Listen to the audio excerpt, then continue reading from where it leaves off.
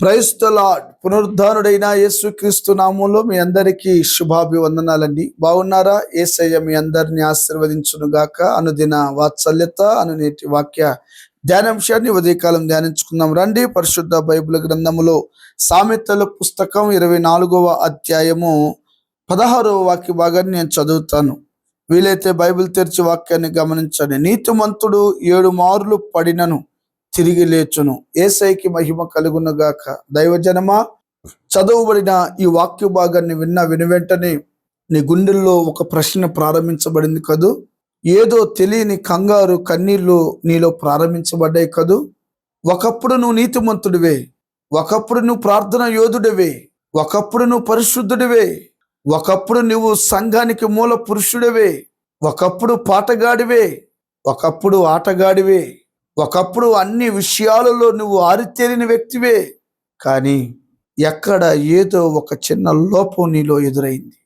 ప్రస్తుత పరిస్థితులను బట్టి, ఎదురవుతున్న పోరాటాలను బట్టి, నీ కళ్ళ ముందు కనబడుతున్న రకరకాల పరిస్థితి వ్యవస్థను బట్టి తెలిసి చేసావో తెలియక చేసావో, వయసు ఉరవడిలో చేసావో, కాలు జారింది, కింద పడిపోయావు, తప్పు జరిగింది, కుప్పకూలిపోయావు, లెగవాలనుకోవట్లేదు, దిగజారిపోతున్నావు. రోజు రోజుకి చేసిన తప్పును తలంచుకొని గుండెల్లో మదన పడుతున్నావు, కానీ లెగవట్లేదు. దైవజనమా, తప్పు చేయని మానవుడు ఎవరు? నేను మీకు ఒక విషయాన్ని జ్ఞాపకం చేస్తాను, ఆలోచించండి. నీతిమంతుడిగా ఉన్న నీవు తెలుసో తెలియకో ఒక తప్పు చేసి పడిపోయావు, కుప్ప కూలిపోయావు. ఏవండి, నడుస్తూ ఉన్న వ్యక్తి కాలు జారి కింద పడితే కింద పడిన తరువాత అలానే ఉంటే మంచిదా, అతడు తిరిగి లెగిస్తే మంచిదా? అలానే ఉంటే అతను ఫెయిల్ అయిపోయినట్లు లెక్క. పడిపోవడం తప్పేమి కాదు, పరిస్థితులను బట్టి జరుగుతాయి. పడినవాడు పడినట్లుగా ఉండడము తప్పు. మరలా తను తిరిగి నడుం కట్టుకొని లేవడానికి ప్రయత్నం చేసినప్పుడు ఆకాశమందున్న దేవుడు, కృప కలిగిన వాడు, ప్రేమ కలిగిన వాడు, వాత్సల్యపూర్ణుడు, దయా కనికరము కలిగిన ప్రభు, కన్న తండ్రిగా నీ తోడుండి నీ చేయి పట్టి పైకి లేవనెత్తుతాడు. దైవజనమా, భయపడకండి. ఈరోజు ఈ వాక్యం విన్న తరువాత ఒక తీర్మానం చేసుకోండి.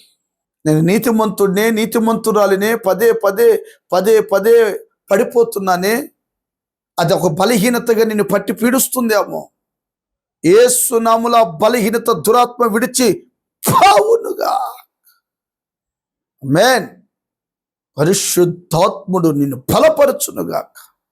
దైవజనమా, దేవుని పిల్లలారా, పశ్చాత్తాపడి ప్రార్థన చేసుకొని ఎక్కడ పడ్డావో తిరిగి లేచి అక్కడే అనేకులకు సాక్షిగా, దీపమై అనేకులకు వెలుగుగా, ఒక తారగా, దివితారగా నువ్వు వెలిగించబడి అనేకులను మండించుదువు గాక. అందుకని యెషయా ప్రవచన గ్రంథం 41:10 అంటాడు, భయపడకండి, నేను మీతో ఉన్నాను. ఏవండి, స్వాస్థ్యం అండి. నీవెవరో తెలుసా? ఆర్డినరీ పర్సన్ కాదు. నేనెవరినో తెలుసా? ఆర్డినరీ పర్సన్ని కాను. ఒకప్పుడు పనికిరాని వాళ్ళం. యేసు ప్రభు దగ్గరికి వచ్చినాక, మారు మనసు బాప్టిసం తీసుకున్నాక, నీతిమంతుడిగా మార్చబడిన తర్వాత సృష్టికర్త అయిన దేవునికి స్వాస్థ్యముగా మార్చబడ్డాం. మనం దేవుని స్వాస్థ్యం, దేవుని ప్రతిబింబాలము. మన తండ్రి కనికరము కలిగిన వాడు, ప్రేమ కలిగిన వాడు. చట్టాలు ఒప్పుకోరు, అధికారులు ఒప్పుకోరు, భూపతులు ఒప్పుకోరు, రాజకీయ నాయకులు ఒప్పుకోరు. మొన్న మధ్య ఏదో తప్పు జరిగితే ఘోరంగా ట్రోల్స్ చేస్తున్నారు చూడండి. చట్టాలు దుమ్మెత్తి నిన్ను చంపేస్తాయి. కానీ నా దేవుడు చచ్చిన వారిని బ్రతికిస్తాడు, తప్పు ఒప్పుకుంటే క్షమిస్తాడు. కన్నీరు కారిస్తే కన్నీళ్లు తుడిచి నీ నోటి నిండా నవ్వునిచ్చి చేయి పట్టి అద్దరికి నడిపించగలిగిన దేవుడు ఈ ఉదయకాలం. భయపడకు my dear sisters and brothers. ప్రియమైన తల్లులారా, తండ్రులారా, నా దేవుడు కనికరము కలిగిన వాడు. నీ కొరకు ప్రాణం పెట్టాడే. ప్రాణం పెట్టిన వాడు నిన్ను క్షమించడా? నీ కొరకు మహిమను విడిచిన వాడు నీ కొరకు కార్యం చేయడా?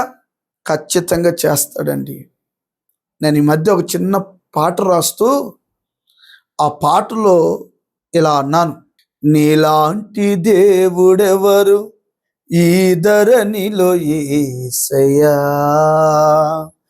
నీలాంటి త్యాగం ఎవరు నేను చూడలేదు సృష్టిలో, నీలాంటి దేవుడెవరు ఈ ధరణిలో యేసయ్యా, నీలాంటి త్యాగం ఎవరు నేను చూడలేదు సృష్టిలో. ఎందుకో తెలుసా? నన్ను ప్రేమించావు, నాకై దిగి వచ్చావు, ఈ ఘోర పాపిపై కరుణ జల్లు కురిపించావే, నన్ను ప్రేమించావు, నాకై దిగి వచ్చావు, నీ ప్రేమ నాపై కరుణ జల్లు కురిపించావే. ఆయన ప్రేమ కలిగిన దేవుడు, ప్రాణం పెట్టినవాడు, నీ కొరకు వచ్చినవాడు, ఎంతటి ఘోరమైన పాపినైనా క్షమించగలవాడు, సమర్థుడు. ఈ వాక్యం విన్న తర్వాత పశ్చాత్తాపడి ప్రభు సన్నిధిలో లేచి నడు, ఆయన హస్తం నిన్ను బలపరిచి వెలుగుగా చేయునుగాక. తలలు వంచండి, ప్రార్థన. ప్రేమ కలిగిన మహాపరిశుద్ధుడైన తండ్రి, ఈ వాక్యం వింటున్న బిడ్డలను స్థిరపరచండి, నీతిమంతులు గనుక లేవనెత్తి సరిచేసి వాడుకోమని యేసునామమున అడిగి పొందినాము తండ్రి, amen. Thank you, God bless you. దేవుడు మీ అందరిని దీవించునుగాక, ఆమేన్.